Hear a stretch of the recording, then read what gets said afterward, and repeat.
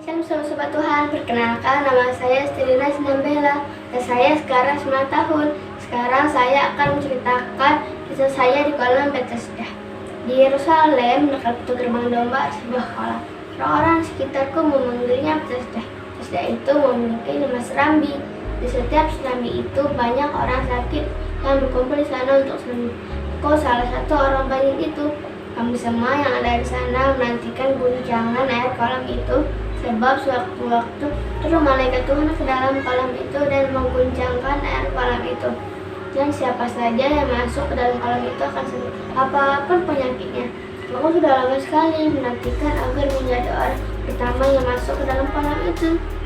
Seandainya penyakitku bukan kaki lumpuh, mungkin tidak sampai 38 tahun aku merasakan penyakitku ini. Seandainya tanganku yang sakit, aku bisa saja terjun ke dalam kolam agar sembuh. Aku sudah berputus asa dan kondisiku ini untuk turun ke dalam kolam pertama kali. Aku sudah meminta tolong kepada semua orang, namun tidak ada seorang pun yang mau membantuku untuk turun ke dalam kolam.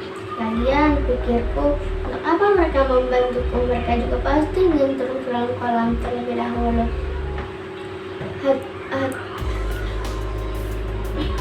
Di tengah keputusasaanku, tiba-tiba ada seorang pria datang menghampiriku dengan pertanyaan aneh. Ia bertanya kepadaku, "Mengapa engkau sembuh?" Yang benar saja, kalau aku tidak mau sembuh, tidak mungkin aku berbaring di tilam busukku ini sambil menunggu air kolam berguncang. Saja aku menjawab pertanyaan pria itu dengan sederhana saja. "Tuhan, sudah 38 tahun aku merasakan penyakitku ini. Sebagian dari hidupku kupakai untuk menghentikan guncangan air kolam itu.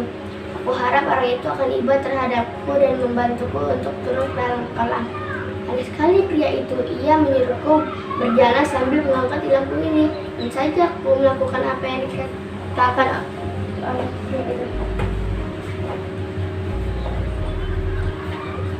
Tanpa kusadari, aku bisa berjalan dan sembuh. Di tengah kegembiraanku, aku ditegur oleh orang Yahudi yang waktu itu. Ia menasihatkanku seperti ini.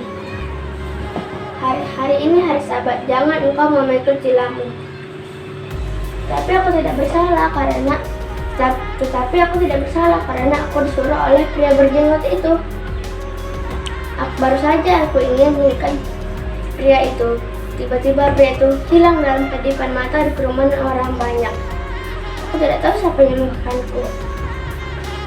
Hatiku sangat girang. Setelah 38 tahun aku berbaring di dalam busukku ini.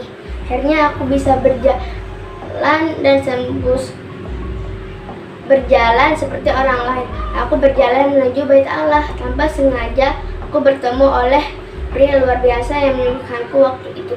Ia menasihatkanku seperti ini.